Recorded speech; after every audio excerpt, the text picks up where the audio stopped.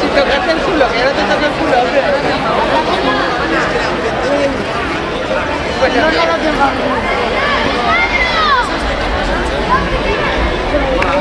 ¡Ale, Álvaro!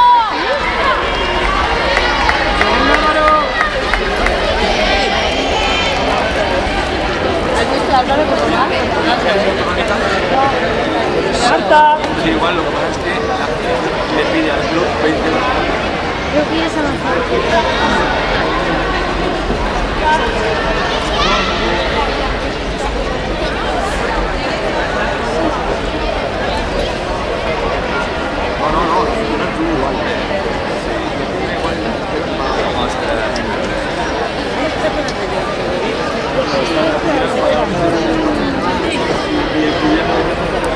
Venga detrás de él, Germán, detrás. ¡Ale, Álvaro!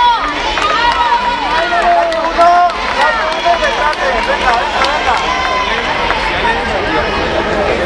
Luego, si ya consigue tomar campeonato, la vaya a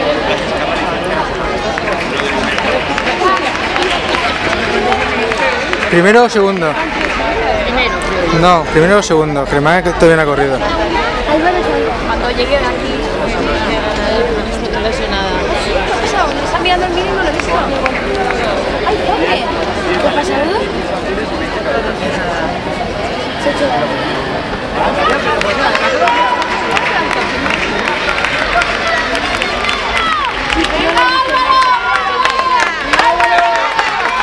entrega de medallas en la prueba de 100 masculino. Vale, chicos.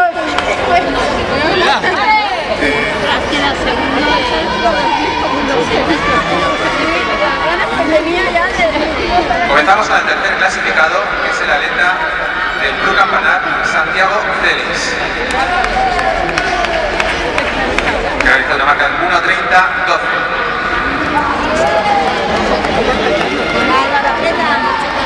Seguimos con el segundo clasificado, que es el atleta de la equipalencia, Alejandro Alcántara.